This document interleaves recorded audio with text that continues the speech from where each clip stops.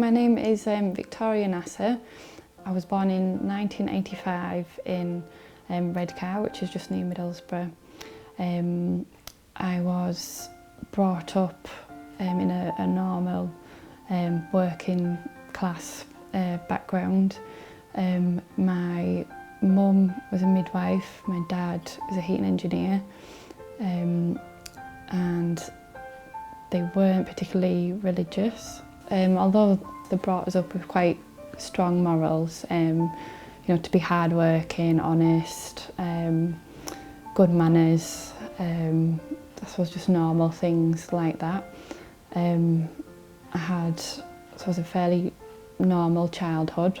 I used to enjoy, I suppose, swimming. I did a bit of horse riding. I really enjoyed dancing. So those were the main things. I also played the piano for quite a while, from about age 8 to 12, I suppose. I learnt the piano. I was always, I suppose, described as a fairly quietly confident person from a young age. Sometimes I could be quite shy.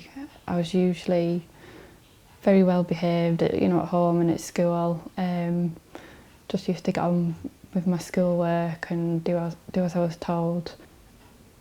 We did go to Sunday school, me and my brother, for a short time when I was about 3 or 4. And I remember enjoying that, and we used to learn about Bible stories and things like that. And we only stopped going because I think my mum and dad were too busy with work.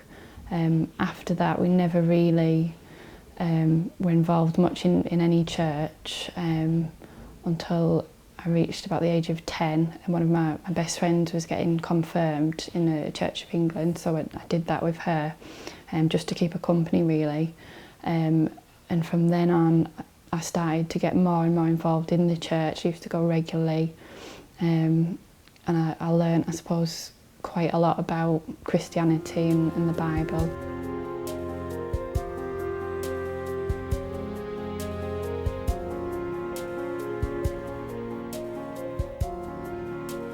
I'd gone to church, I suppose, regularly from about age 10 till about 15, 16. I would say, I believed in God, I believed in the devil, I believed in heaven, hell. Although none of the Holy Trinity concept made sense, because it was like you have God and you have the Son of God, Jesus, so what was this third thing? Was it the ghost of Jesus after he died and been resurrected? So I remember being confused, who do I pray to? You know, do I pray to Jesus or to God or this spirit? So, you know, it's hard to follow your life with something that didn't completely make sense, and that's when I started to question Christianity and, you know, my religion, I suppose.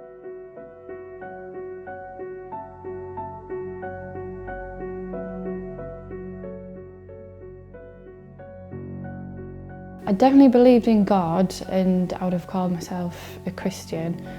So I suppose I just thought by going to church it was like a connection with God. And as I got older, I started to lose that. It just stopped making sense. I just felt like nobody was listening to, you know, to my prayers when I was going to church. I wasn't getting that sense that there was something, you know, holy there. I had my heart set at one point on becoming a doctor, and I wanted to go to medical school.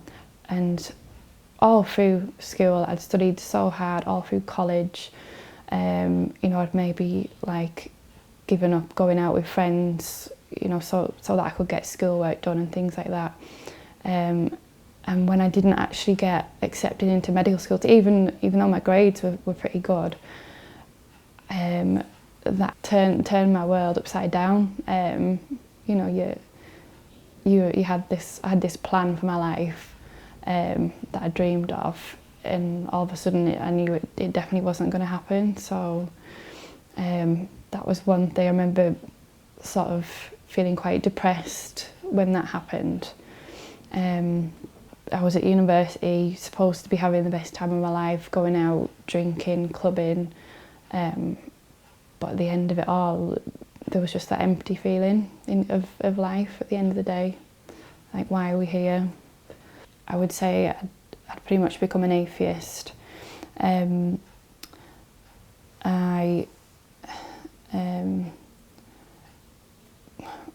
became an atheist, I suppose, because I just felt like Christianity didn't have the answers. As I say, it was corrupted. I hadn't really looked into any other religions at that point. I suppose I just started to live my life as I wanted to, I suppose, without any specific direction or purpose, just to, to have fun. I would go out drinking. I had boyfriends, just like any, I suppose, normal 18-year-old girl at that time. But I found life was full of problems, full of obstacles. That sort of lifestyle didn't make me happy. I think that probably 99% of people in Britain probably are depressed, or at least at some point. I know that the number of people taking antidepressants at the moment is very, very high. And I think there's a lot of people just the same. Maybe they're okay until something does happen in their life where they are tested and they then don't have that religion to fall back on. So it's very easy for them to become depressed, because I suppose their life is quite empty, lonely, they don't have answers.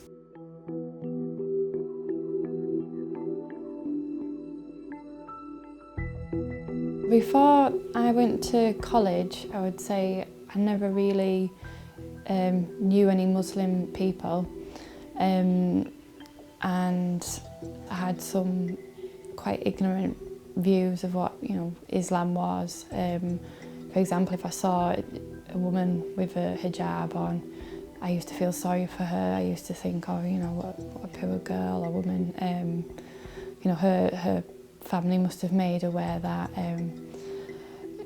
Basically, I thought that they were oppressed. Other than that, I never had really thought much about what Muslim people really believed in. I knew they were associated with terrorism and 9/11 and things like that. But I never really, took much notice. And then when I was in college, sort of 16, 17, I became quite good friends with a girl. She was originally from Sudan, but she was Muslim, and she was just one of the nicest people I'd ever met.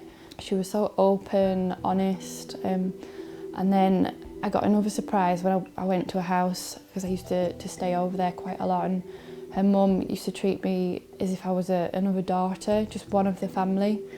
Even her sisters, and I think she had one brother, they were all the same, really warm, welcoming. So even though at this point I was introduced to a Muslim family, I still didn't really take much notice of the actual religion. I didn't think, oh yeah, Islam is something that I need to look into further. But looking back now, I remember being, very impressed. And I suppose at the time I maybe thought this was just a one-off, this was just her and her family. But actually I now realise it had a lot to do with the fact that they were Muslims, and that was the way they treated people, not just, me. This is how it teaches you to welcome people into your house, to be good hosts, to be polite, just good manners. After I'd met this friend, I was just, I suppose, more comfortable with what a Muslim was.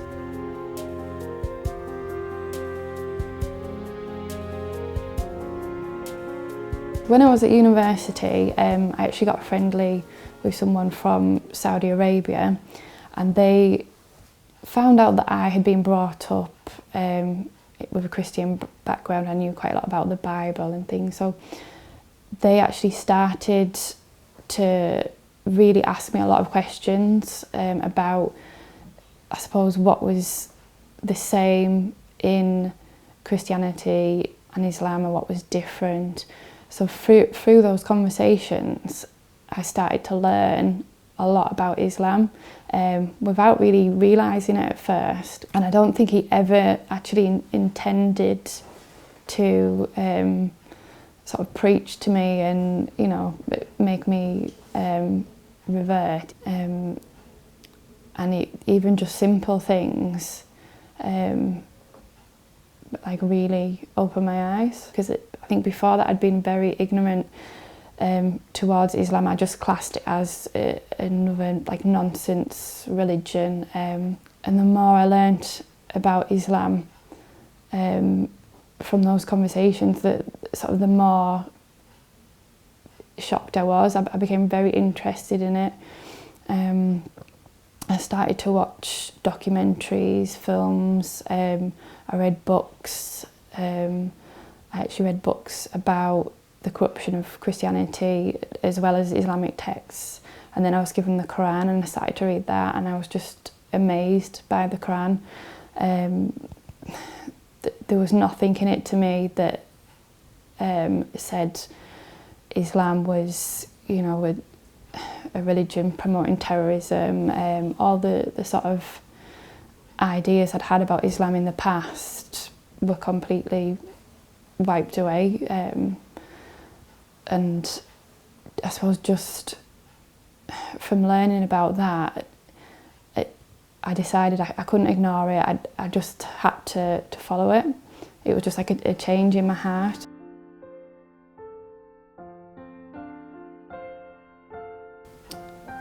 When I started to learn about Islam, I realised then that everything was for a reason, everything had answers. What we have planned is not necessarily what Allah has planned for us, and in fact you often learn in the future things have worked out for the best. So I think I must have reverted, I think it was about the end of 2004, 2005. I remember I was actually watching a documentary and it was about an English woman actually who had reverted herself, and she talked about how before that her life was, I suppose, like a lot of other English girls. She'd had I think, if I remember correctly, she'd had a bit of trouble with like drinking and sort of getting in trouble and hanging about with like groups, and I think she had actually a Pakistani boyfriend, and she ended up marrying him in the end, and she learnt about Islam, and she just completely transformed her life. And she was saying how how her life is now better, how it's improved. She talked about a lot of things. So I suppose from that I thought, well, if this woman has become a Muslim, and I suppose what she was describing was kind of similar to me, and her life has become better in that way, I suppose something inside me just thought, I want to be Muslim, I really have to do this. And that's when I started to tell like friends and a few people around me.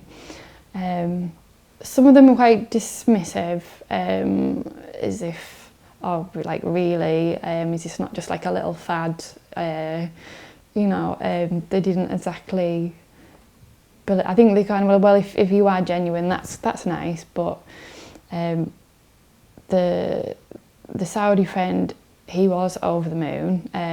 I think he was shocked, but yeah, he was over the moon. He encouraged me, but then another friend actually put me off and said, oh, you couldn't do that, you wouldn't be able to pray 5 times a day, you won't be able to stop drinking, your family will never accept it. he wasn't practicing, and he was like, if I can't do it, you certainly can't do it, sort of thing. It just kind of made me feel like, well, if he can react like that, how many other people are going to react like that? Because like we know that just because somebody is a Muslim, it doesn't necessarily mean they are a good person. They might call themselves a Muslim. So I was a bit worried about maybe going to see an imam or someone in the mosque and getting told to, to get lost or something. I mean, the chance of that happening is obviously very, very slight. But that I was still a bit worried about getting accepted, I suppose, by other Muslims, as well as non-Muslim people.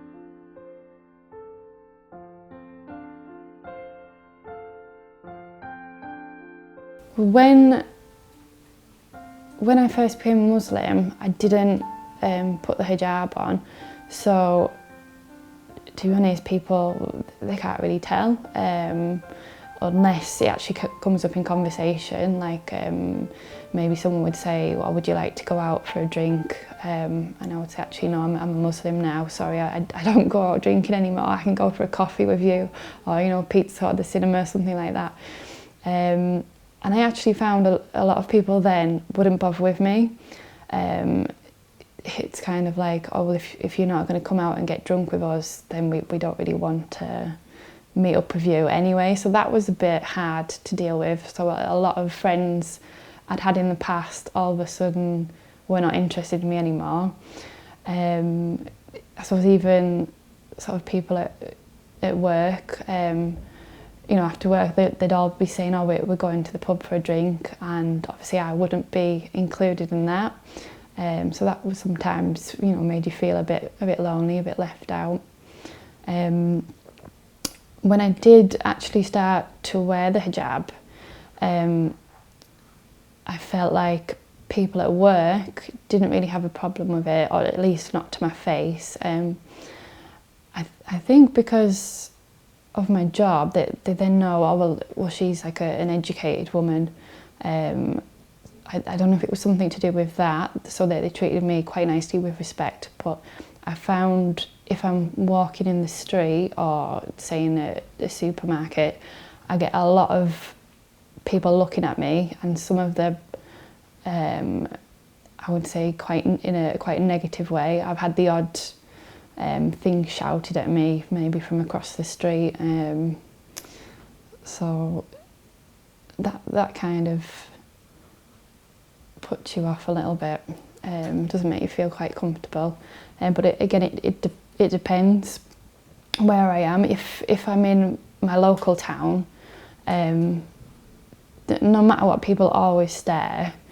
I would say most people are a bit pleasant. I say there's the odd one or two that will shout things, but if I go sort of 20 minutes away into Middlesbrough, which does have quite a large Muslim population, it's completely different. If I walk down the street, nobody even blinks an eye if I've got my hijab on, which is lovely. You just fit in, so that's quite nice.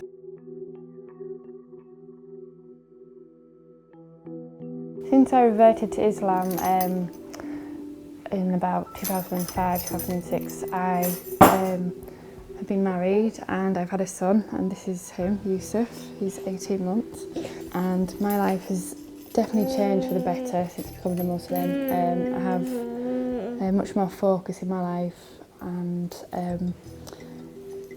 a lot of that is due to being guided from the Quran. So I do use the Quran, as I say, for my daily life. If I'm having problems in my life, if I want to look for answers, I know that I'll find it in the Quran. As well, what I find is sometimes you'll read something in the Quran like one day, one time, and you'll get a certain meaning from it. And then you might sort of find you read it again in a few months, and you can get a different meaning from it. Not that it contradicts itself, but it's so amazing, it's so complex. It's not just a book, like a collection of stories like the Bible. It is something to live your life by, basically. My advice to anybody who hasn't read the Quran, I would say definitely not to dismiss it as a nonsense religion.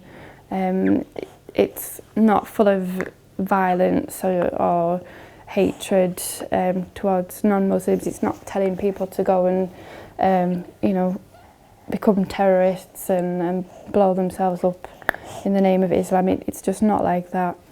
It is a peaceful religion, and if you read the whole Quran, you will understand all the context to different things. My advice to somebody that is thinking about reverting to Islam, I would say just go for it. Don't hesitate. Don't worry about what people are going to think and say, because in the end Allah will help you. He'll be there.